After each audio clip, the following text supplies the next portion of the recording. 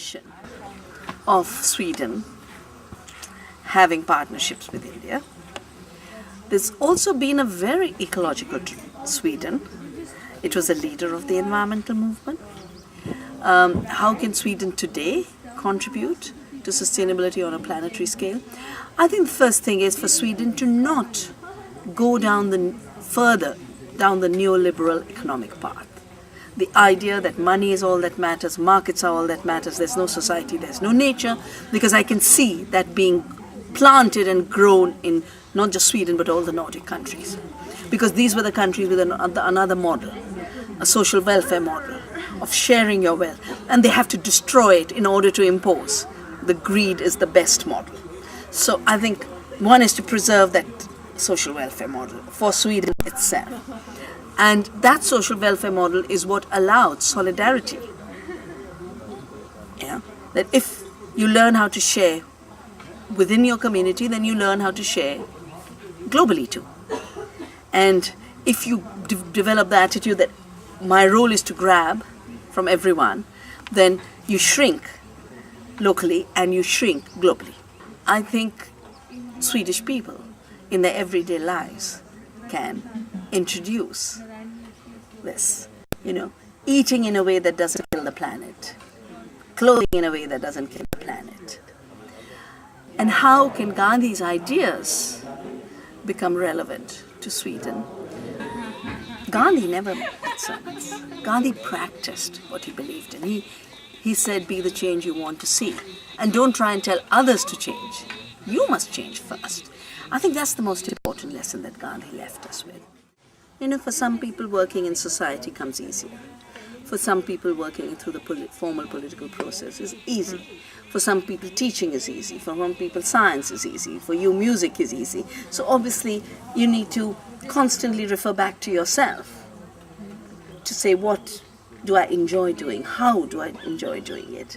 And to develop that more while maintaining the principles, no matter where you do it and how you do it.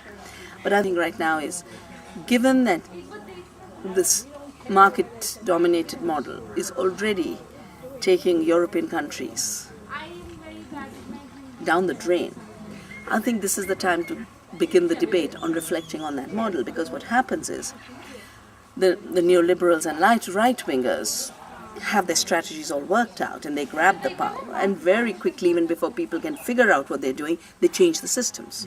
So blocking those changes is the big challenge in Sweden. You've got have the best laws. So saving those laws, protecting those structures is vital. And constantly pointing to Ireland and Spain and Portugal and Greece and say, do you want to go that way? Do you want to push the Swedes that way? Because that's where your model will take us. That's a public debate. And then, of course, the final issue is, and we do have another way to think about humanity, another way to think about human well-being, human evolution, and then you bring Gandhi. So, justice, sustainability are all in Gandhi's teachings, but how do you bring it to young people of a country like Sweden through new forms of communications, through culture, through music, through linking the contemporary ecology movement to Gandhian principles, the current peace movement to Gandhian principles, the current justice movement to Gandhian principles, and they're all there. I mean, that's the little thing I've done in my last 30, 40 years, is take Gandhi's inspirations and translate it into responses for today. But the inspiration is his.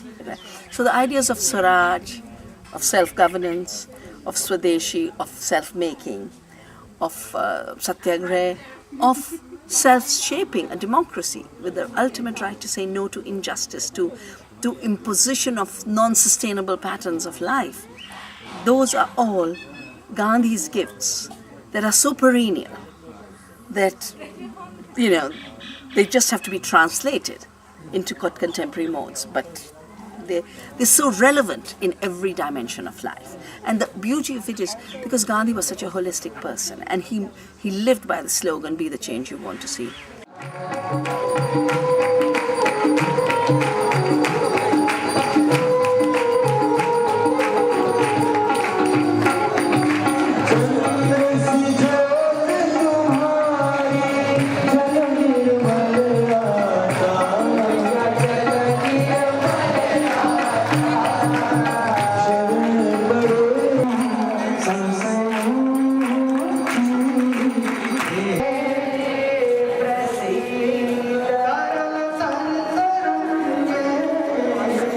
Good.